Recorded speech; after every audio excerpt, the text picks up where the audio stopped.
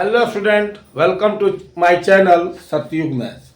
Dear student, मैं कुछ दिनों से 10-15 दिनों से वीडियो नहीं बना पा रहा हूँ। कुछ परेशानी था, इसके लिए खेद है। और अब मैं जो वीडियो बनाऊंगा वो एक्सरसाइज वाइज नहीं बनाऊंगा, क्योंकि अब परीक्षा जो है नज़दीक आ गया। आप लोग का टेस्ट परीक्षा भी कल से चालू होगा, तो जो फाइनल परीक्षा हमारा फरवरी में होगा उसके लिए हमको मोस्ट इम्पोर्टेंट क्वेश्चन की जरूरत है। और ये हमें विश्वास है कि जो मैं आप लोगों को क्वेश्चन सॉल्व कराऊंगा आज से, ठीक है, इसमें आपको बड़ी सफलता की प्राप्ति होगी।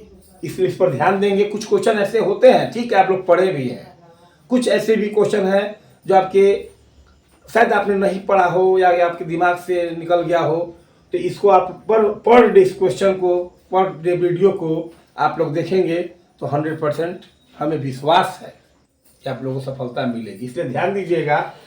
तो हमने लिखा भी है इंपॉर्टेंट क्वेश्चन। तो पहला क्या मतलब क्वेश्चन ही है, आज से स्टार्ट कर रहे हैं। तो कि p के किस मान के लिए P x square minus 2x plus 2 बराबर 0 के मूल वास्तविक है। तो आप लोगों ने शायद पढ़ा होगा कि मूलों का अस्तित्व पता लगाने के लिए सबसे पहले तो आप डी निकालते होंगे। डी बराबर बी स्क्वायर माइनस 4ac, जिसको हम डिस्क्रिमिनांट यानी कि विवेचक या विविक्तर, इसका हिंदी होता है विवेचक या विविक्तर। तो डी निकालने से हमें पता चलता है कि मूलों का अस्तित्व क्या है। तो देखिए, आपने पढ़ा होगा कि जब डी बराबर 0 होता है तो मूल वास्तविक होता है और समान भी होता है, यानी बराबर भी होता है। यानी अल्फा और बीटा दो मूल होते हैं, दोनों के मान बराबर होते हैं। डी ग्रेटर देन 0 आ गया तो ये भी मूल वास्तविक है। तो यहाँ पे जो दोनों मूल अल्फा बीटा होते हैं उनके मान अलग अलग होते हैं, यानी असमान होते हैं। और डी लेस देन अगर 0 आ जाता है तो ये मूलों का अस्तित्व नहीं है, इससे मूलों का अस्तित्व नहीं होता है। ठीक है। और ये जहां अस्तित्व नहीं होता, यह हम आगे के लेवल में 11th में पढ़ेंगे इसके बारे में। ठीक। तो अब इस दोनों पर विचार कीजिए। इसके लिए भी वास्तविक है, इसके लिए भी वास्तविक है। इसके लिए है कि वास्तविक और समान यानी बराबर हो जाए, और इसके लिए बराबर नहीं है। मेरा क्वेश्चन है कि किस मान के लिए p का कौन सा ऐसा मान है जिसके लिए मूल वास्तविक है, सिर्फ वास्तविक दिया है। ध्यान दीजिएगा। तो वास्तविक की बात कर रहा है, तो वास्तविक तो इस पर भी होता है और इस पर भी होता है ना। समान कहता तो हम ये बराबर लगा देते, अगर असमान भी कहता तो ये लगा देते, लेकिन सिर्फ कहता है कि वास्तविक है, तो वास्तविक तो दोनों के लिए हो गया। तो हमें क्या करना होगा सबसे पहले, ठीक है, इसके लिए आप ध्यान दीजिएगा कि पहले तो हम ए बी सी का खोज कर लें। तो ए हमारा तो हो गया एक्स स्क्वायर का गुणांक पी, बी हो गया हमारा एक्स का गुणांक -2 और सी बराबर आपका हो गया 2। तो हम क्या कहना चाहते हैं कि चूंकि मूल वास्तविक है, यानी रूट्स आर रियल, मूल वास्तविक है। तो जब मूल वास्तविक है तो इसलिए हम देखिए डी, ये दोनों को कंबाइन करेंगे, D greater than and equal to 0। ध्यान दीजिएगा, यहाँ ध्यान देना होता है। मूल वास्तविक और समान बोले तो सीधे बराबर 0, वास्तविक और असमान कहे तो ये लगा दीजिए। लेकिन सिर्फ वास्तविक की बात कर रहा है तो दोनों कंबाइन होगा, क्योंकि दोनों के लिए कंडीशन होता है, वास्तविक होता है कि नहीं होता है। तो D greater than and equal to D greater than and equal to 0। तो डी का फॉर्मूला होता है b square minus 4ac, b square minus 4ac is greater than and equal 0। B का मान आपका -2 है, -2 का स्क्वायर कर दीजिए, फिर माइनस है 4 इंटू ए का मान p है और फिर c का मान 2 है। ग्रेटर देन इक्वल चलेगा ही, 4 हो गया। ठीक, 4 दूनी 8 माइनस 8p हो गया। ग्रेटर देन इक्वल आपका क्या हो गया 0। अब देखिए -8p इधर ही रह जाएगा, ग्रेटर देन इक्वल ये 4 प्लस में है, इधर आएगा तो माइनस होगा, प्लस में था इधर आएगा तो माइनस में। तो याद रखिएगा, असमिका ही है, असमिका का साइन है। असमिका के साइन में अगर माइनस से गुना या माइनस से भाग दीजिएगा तो असमिका का साइन चेंज हो जाता है। अगर असमिका ऐसे है माइनस से गुना या भागा कर दिए तो ऐसे हो जाएगा, और ऐसे है तो ऐसे हो जाएगा। कब? जब माइनस से सिर्फ गुना और भाग दीजिएगा तब, गुना और भाग दीजिएगा तब। इधर से उधर जाए, उधर से इधर आए, इसके साइन असमिका का साइन नहीं बदलता है, सिर्फ गुना माइनस से करने पर या माइनस से भाग देने पर। तो देखिए अब हम जब p निकालेंगे तो ये माइनस बाटा में जाएगा, यानी माइनस से भाग होगा, तो असमिका का चिन्ह जो है इधर था तो पलट के लेस देन हो जाएगा एंड इक्वल हो जाएगा -4 बटा में -8, और ये माइनस माइनस आपका कट के ऊपर नीचे कट गया 1 2, यानी कि p बराबर आपका हो गया क्या चीज, आपका p बराबर क्या हो गया, p less than and equal 1/2, और ये आपका हो गया आंसर। यानी p का मान या तो 1/2 होगा, p का मान या तो 1/2 या 1/2 से छोटा, उस पर ये आपका मूल जो है वास्तविक होगा। समझ गए? p का मान या तो 1/2 होना चाहिए इक्वल है, या तो 1/2 से छोटा, 1/2 से ऊपर के लिए नहीं, 1/2 से छोटा के लिए ये आपका p का मान। तो इस टाइप का इस तरह का क्वेश्चन बनता है, सिर्फ वास्तविक कहा तब। ठीक है, इसको अच्छे से आप लोग देख लेंगे, समझ लेंगे। ठीक है,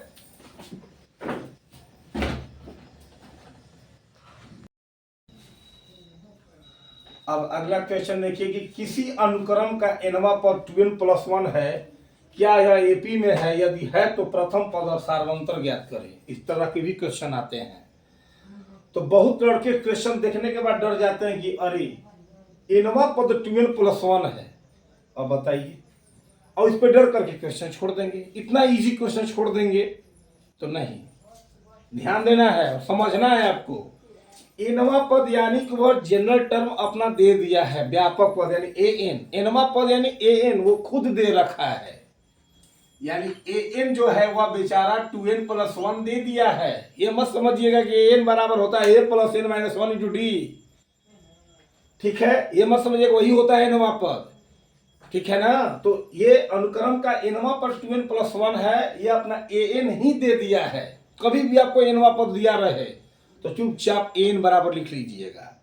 अब उसके बाद पूछा है कि क्या यह एपी में है, तो ठीक है भाई, n का मान 1 रखिएगा तो पहला पद निकलेगा, n का मान 2 रखिएगा तो दूसरा पद, n का मान 3 रखिएगा तो तीसरा पद। चलिए a1 लिखिएगा, a1 तो 2 × n का मान 1 और +1 तो 2 एकम 2, 2 एक 3, a2 निकाल दीजिए, फिर 2 गुने n के जगह 2 बैठा दीजिए, +2 2 दूनी का 4, 4 2 6, a3 निकाल दीजिए, 2 गुने 3 n के जगह रख दिए, सॉरी यहाँ +1 था, 2 दूनी 4 1 5, 5 हो गया यहाँ, तो n का मान ना रखना है सिर्फ, तो n का मान 3 और फिर प्लस आपका 1 है तो 1 लिख देंगे, 2 3 6 6 1 7, इसी तरह आपके जो है निकलते जाएंगे। ठीक है, तो पहला पद आपको मालूम हो गया, दूसरा पद भी मालूम हो गया, तीसरा पद भी मालूम हो गया, और भी रखते जाइएगा तो और भी पद आपको मालूम होते चले जाएंगे। तो ज्यादा हमें निकालने की जरूरत क्या है, 3 4 पद निकाल लेंगे। तो चलिए डी चेक किया जाए कि एपी का क्या मतलब होता है। एपी तभी माना जाता है कि जब किसी भी अनुक्रम के 2 क्रमागत पदों का अंतर बराबर आ जाए, जो भी अनुक्रम हो, जो भी श्रेणी हो, उसके 2 क्रमागत पदों का अंतर हर जगह क्या आ जाए, बराबर, तो मान लिया जाएगा एपी में है। तो देखिए हम पहले यहां से निकाल रहे हैं d1, मान के हम d1 निकाल रहे हैं, तो क्या होता है सार्वंतर, कभी भी अगला पद में से ठीक पहला पद, अगला पद माइनस ठीक पहला पद, तो 5 में से 3 घटा दीजिए तो आपका क्या हो गया 2, फिर आप d2 निकाल दीजिए, फिर अगला पद कोई भी उठाइए उसके पहला वाला पद घटा दीजिए, 7 - 5 = 2। तो देखिए सार्वंतर समान आ रहे हैं। एपी के किसी भी 2 क्रमागत पदों के अंतर को क्या कहते हैं, सार्वंतर, और सार्वंतर अगर समान है तो वह एपी में है ना। तो यहां देखिए d1 निकाले तो 2 ही आया, d2 भी निकाले तो 2 ही आ गया, यानी सार्वंतर सेम है, क्योंकि d1 = d2, इसलिए यह एपी में है, यह एपी में है। और जब एपी में है तो क्या बोला था कि प्रथम पद और सार्वंतर, तो ए प्रथम पद आपका ए, प्रथम पद को क्या कहते हैं ए, तो प्रथम पद आपका हो गया 3, सार्वंतर को क्या कहते हैं डी, तो डी आपका आ गया क्या चीज 2, और ये आपका हो गया आंसर। ठीक है, एनवा पद आपका दिया हुआ था, पूछा कि एपी में है, तो एनवा पद हमने लिख दिया और एन का मान 1 2 3 रखते जाइए, आपके पद निकलते जाएंगे। दो पदों का अंतर निकाल के चेक कीजिए, ठीक है। तो दो पदों का अंतर निकालिए, एक जगह मैंने निकाला तो 2 आया, दूसरा जगह भी निकाला तो क्या आया, 2 आया। तो आपने पढ़ा होगा कि किसी एपी का सर्वंतर सभी जगह बराबर होते हैं, तो अगर कोई भी अनुक्रम हो उसके सर्वंतर सेम होते हैं तो एपी में हो गया, क्योंकि एपी का सर्वंतर सभी जगह समान होता है। इस प्रकार आपका D1 D2 यानी सर्वंतर समान आ गया, इसलिए कहेंगे कि एपी में है। और प्रथम पद बोला तो प्रथम पद यानी A1 आपका A का मान 3 हो गया और D आपका 2 निकल गया। अब एक क्वेश्चन है कि यदि 5A + 2 4A - 1 A + 2 एपी में है तो A बराबर व्हाट। सिंपल सा क्वेश्चन है। देखिए ये 3 ठो है पद है, एक पद ये है, एक पद आपका ये हो गया, एक पद आपका ये हो गया, 3 पद है और हमें ए का मान निकालना है और ये तीनों पद एपी में ही है। मान लीजिए आपका 3 4 5 है, ये एपी में है ही, तो D1 अगर निकालिए गए आप तो क्या करिएगा, 4 में से 3 घटाइएगा तो 1 आएगा। D2 निकालिएगा तो 5 में से 4 घटाइएगा तो क्या आ गया, 1 आ गया। यानी सर्वंतर समान होता है ना भाई। तो एपी में है तो एपी में है तो सर्वंतर तो हमेशा क्या होगा, बराबर होगा। एपी में है तो हमेशा उसका सर्वंतर क्या होगा, यानी डी जो होगा कॉमन डिफरेंस हमेशा क्या होगा, बराबर होगा। तो देखिए यहाँ ये खुद तीनों पद एपी में बोला है, तो देखिए सर्वंतर क्या होगा, इसमें से ई वाला घटा दीजिए, इधर से ई वाला में से ई वाला घटा दीजिए तो सर्वंतर हो गया। सर्वंतर समान होता है। तो देखिए हम क्या कर रहे हैं, 4A, चूंकि 4A - 1 ये है ही, ठीक है, 4A - 1 लिख दिया मैंने, इसमें से इसको मैंने घटा दिया, 5A + 2 को घटा दिया, बराबर देखिएगा, और इसमें से फिर हम इसको घटा दिए, A + 2 में से फिर घटा दीजिए क्या चीज आप, 4A - 1 घटा दीजिए। देखिए एपी में है तो सर्वंतर कैसे निकलता है, अगला पद में से ठीक पहला पद घटा दीजिए। तो हमने इस पद में से इस पद वालों को क्या किए, घटा दिए, अब फिर इस पद में से इस पद को घटा दिए, इस पद में से इस पद को घटा दिए, तो ये भी हमारा डी निकला, ये भी डी निकला, एपी में है ही, तो सर्वंतर क्या होगा, समान होता है एपी का, इसलिए हमने बराबर कर दिया। अब क्या है, तो देखिए 4A - 1, अब माइनस से साइन बदल जाएगा, -5A हो जाएगा, अब प्लस है तो माइनस हो जाएगा, माइनस से साइन चेंज हो गया। अब यहाँ देखिए A + 2 है, फिर माइनस है तो साइन चेंज कर दीजिए, -4 है तो ठीक ही है, माइनस है तो क्या हो गया, +1।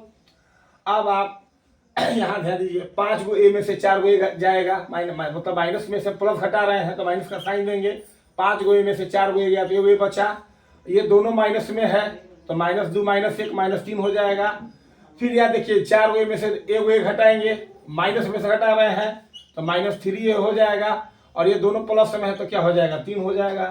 अब क्या कीजिए, -a रहने दीजिए, ये -3a को इधर ला दीजिए, +3a हो जाएगा, बराबर 3 है, ये -3 इधर जाएगा, +3 हो जाएगा। 3 गो A में से एक गो A घटाइएगा तो 2 गो A बच जाएगा, ये 3 3 6 हो जाएगा, और A बराबर 6/2 हो जाएगा, और द्वितीय यहाँ पर 6 3 कट के आपका हो गया आंसर। यानी इस टाइप से क्वेश्चन आप देखते रहिए, एक बार 2 बार वीडियो को देखिए, आपको अच्छी तरह समझ में आएगा, और भी आगे से कल से आप इस तरह के क्वेश्चन देखने को मिलेंगे। ठीक है, थैंक यू सो मच।